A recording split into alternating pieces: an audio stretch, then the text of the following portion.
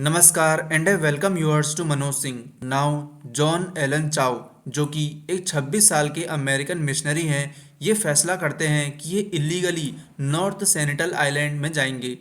इस आइलैंड पर रहने वाले लोग को हम सेंटलिस ट्राइब बोलते हैं और जो कि दुनिया की आखिरी नॉन कॉन्टेक्टेड पीपल हैं अर्थ में। यानी कि इन्हें बाहर के देशों के बारे में या फिर बाहर के लोगों के बारे में कुछ नहीं पता। ये असल में वहाँ जाते हैं इन ट्राइब को क्रिश्चियनिटी का पाठ पढ़ाने, यानी कि क्रिश्चियनिटी जो धर्म है उसके बारे में बताने।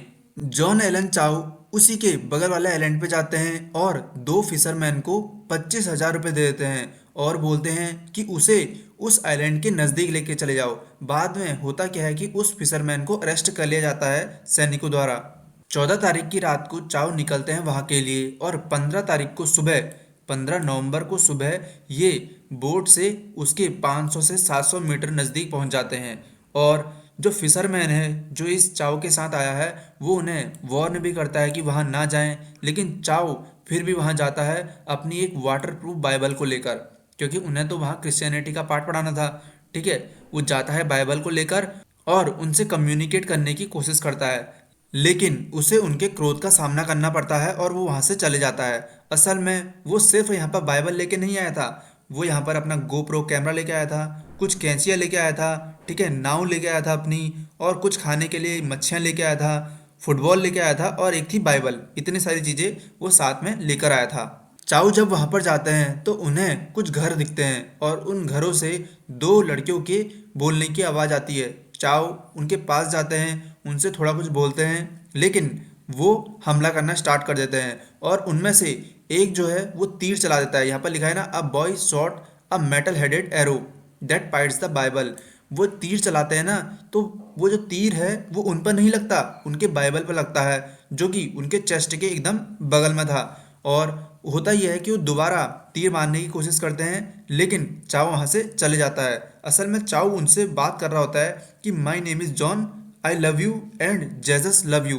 वो उनसे ऐसा बोलने की कोशिश कर रहा होता है और ये बोलता है कि जीसस क्राइस्ट ने मुझे आपके पास अनुमति दी है कि मैं आपसे जाकर बात करूं और ये कुछ फिश हैं, ये आप खा लीजिए। ऐसा वो बोलता है, तब जाकर ये हमला उस पर होता है। जाने के बाद ये इसी आइलैंड के नॉर्थ शोर पर जाते हैं और वहाँ भी ये जाने की कोशिश तो करते हैं, लेकिन जो 6-7 वहाँ के सेंटलीज लोग हैं वो इन पर हमला करते हैं और ये फिर से वहाँ से चले जाते हैं।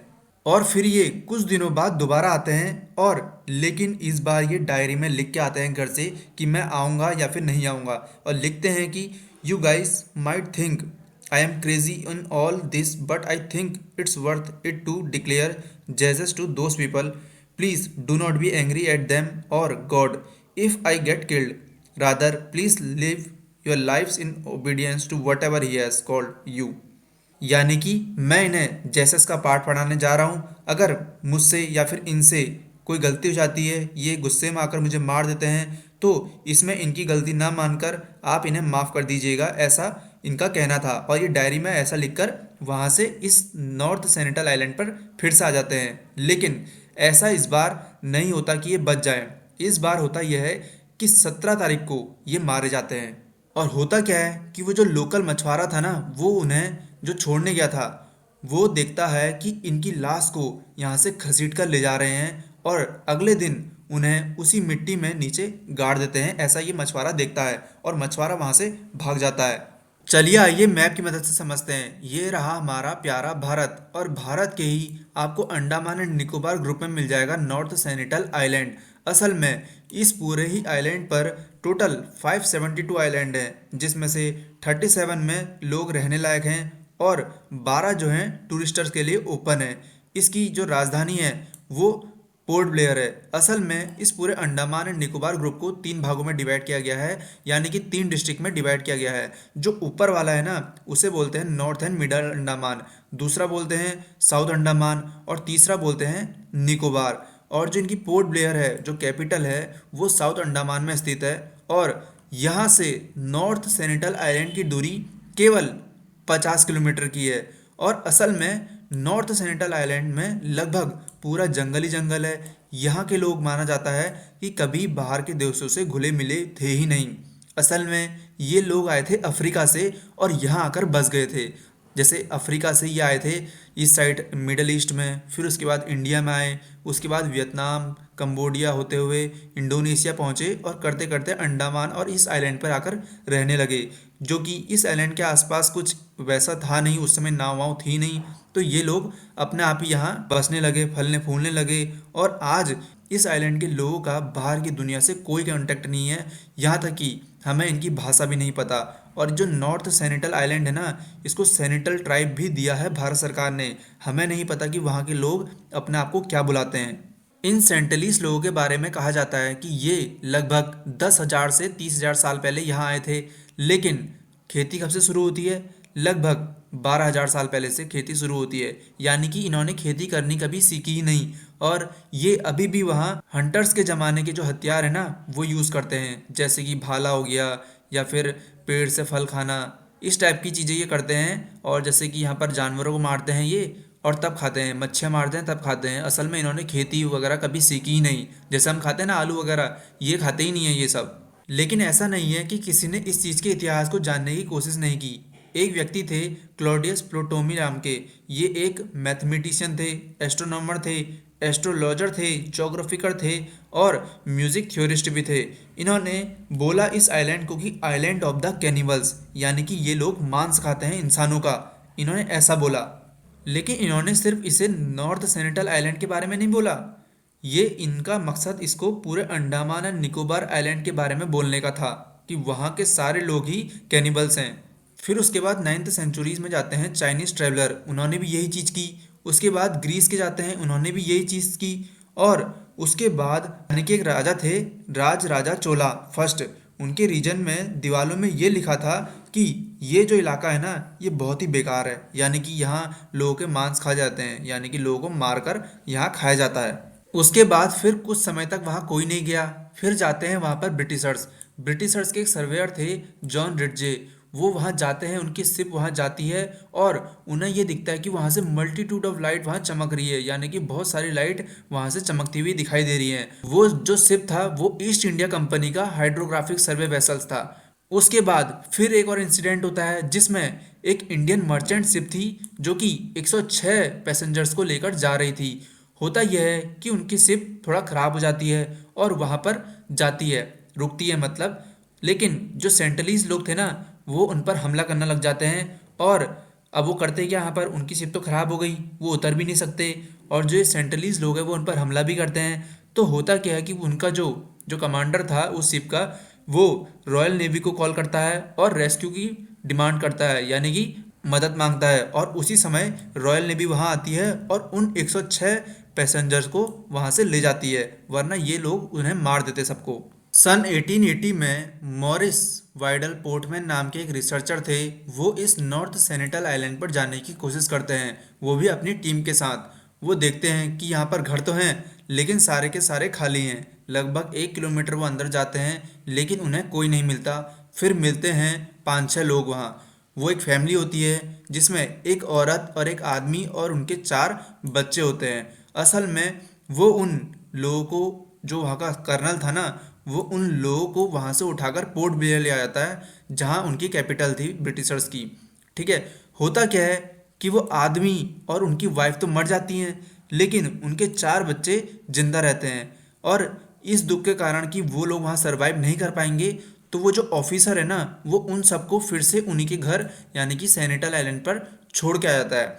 फिर उसके बाद दोबारा वो लोग 1883 में वहाँ जाते हैं और उस समय वो वहाँ सिर्फ खाना या पीना छोड़ के चले जाते हैं जो ऑफिसर्स हैं।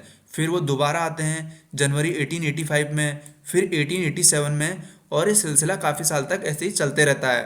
उसके बाद जब इंडिया आज़ाद हुआ 1947 में और ब्रिटिशर्स चले गए थे, तो इंडिया ने सेंटलिश लोगों के साथ संपर्क साधने की कोशिश करी और हुआ भी ऐसा। फर्स्ट पीसफुल कांटेक्ट हुआ उस समय, कब? 1991 में। किसके द्वारा? त्रिलोकनाथ पंडित द्वारा, जो कि उस समय एंथ्रोपोलॉजिकल सर्वे ऑफ इंडिया के डायरेक्टर थे।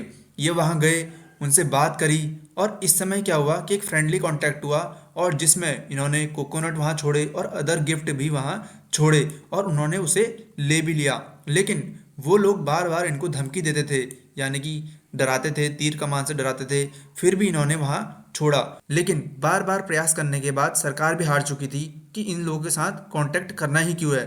तो इंडिया ने करा क्या कि इंडियन गवर्नमेंट ने इसे 1997 में सीज कर दिया कि यहाँ कोई नहीं जाएगा, आप इनको अपने जीवन व्यतीत करने दो जो जैसा जी रहा है, क्योंकि वो तो जी ही रहे हैं। इस आइलैंड के सीज होने पर भी सरकार ने इस आइलैंड पर नज़र रखी और सन 2004 में जब इंडियन ओशियन में अर्थक्वेक आया था ना, तो उस समय सुनामी आ गई थी। और सुनामी के बाद 3 दिन बाद जो इंडियन गवर्नमेंट ने अपने हेलीकॉप्टर वहाँ भेजे उनके हालत जानने के लिए कि वो जिंदा भी हैं या मर गए। तो हुआ ये कि नीचे से उस हेलीकॉप्टर पर एरो आए, यानी कि जो हथियार थे ना, वो तीर कमान, वो उन पर हेलीकॉप्टर पर लग रहे थे। तो इन्होंने ये सोचा कि वो जिंदा हैं और उन्होंने वहाँ की लाइफ अडेप्ट कर ली है और सुनामी ने उनका कुछ भी नहीं किया है अभी तक, यानी कि कुछ नहीं बिगाड़ा है। और उसके बाद सन 2006 में 2 फिशरमैन गए वहाँ, इंडियन फिशरमैन थे जिनका नाम था सुंदर राज और पंडित तिवाड़ी। वो वहाँ इलीगली फिशिंग कर रहे थे उस इलाके में, जो कि उस इलाके में 5 किलोमीटर का दायरा था कि 5 किलोमीटर के अंदर कोई नहीं आएगा। लेकिन फिर भी वो उसके अंदर गए, सूरज राज, सुंदर राज और पंडित तिवाड़ी, और उन लोगों ने उन्हें मार दिया, यानी कि सेंटनीज लोगों ने उन्हें मार दिया था उस समय। और उसके बाद लास्ट कांटेक्ट हुआ नवंबर 2018 में, जिसके बारे में मैंने आपको बताया कि 26 साल का अमेरिकन लड़का था जो कि क्रिश्चियनिटी का पाठ पढ़ाने जाना था उस सेंटलीस लोगों को, लेकिन उन्हें मार दिया गया था सेंटलीस द्वारा। खैर, उनको तो मारना ही था, बार बार जा रहे हैं तो होगा ही ऐसा। वो लोग ना भाषा जानते हैं ना कुछ। अब जब कांटेक्ट ही नहीं कर पाओगे तुम उन्हें, तो वो तो यही सोचेंगे ना कि ये खतरा है। और हुआ भी उसके साथ यही। उस लड़के को, जो चाउ लड़का था, जॉन एलन चाउ, उसको सेंटरीज लोगों ने मार दिया था और उसके बाद से लेकर आज तक वहाँ कोई कांटेक्ट नहीं हो पाया है। मैं आपको एक चीज़ दिखाता हूँ। देखो हुआ क्या ना कि एक बार पैसेंजर से भरा जहाज़ उस जगह आ रहा था, लेकिन वो ख़राब हो गया और आकर इन तटों पर रह गया, मतलब इन तटों पर फंस गया। उसके बाद होता क्या कि वो लोग तो वहाँ से कैसे भी करके दूसरे जहाज़ में निकलने में सफल रहे, लेकिन वो जहाज़ वहाँ फंसा रह गया। और वो जहाज़ पता है आज भी है यहाँ पर। देखो, ये है वो जहाज़, ये दिख रहा है आपको, ये इतना बड़ा जहाज़ है। सोचो, ये मैप से दिखाई दे रहा है इतना बड़ा जहाज़। अब तो ये खैर खंडर बन गया होगा, लेकिन ये आज भी यहाँ पर पड़ा है। देखो सुरक्षित पड़ा है ना, ये देखो, ये देखो इतना बड़ा है, ये कोई कम नहीं होता इतना बड़ा जहाज़। और आज भी इसे आप देख सकते हैं। सोचो, ये आपको दिखने में छोटा लग रहा है, 60 किलोमीटर स्क्वायर का एरिया इसका है और हर जगह जंगल ही जंगल है। खेत आपको कहीं दिखेंगे ही नहीं। कैसे करते होंगे ये लोग, कैसे रहते होंगे? सिर्फ मार कर ही रहते होंगे दूसरे जो जानवर हैं उनको। सो वीडियो अच्छी लगे तो लाइक करना, शेयर करना, सब्सक्राइब करना।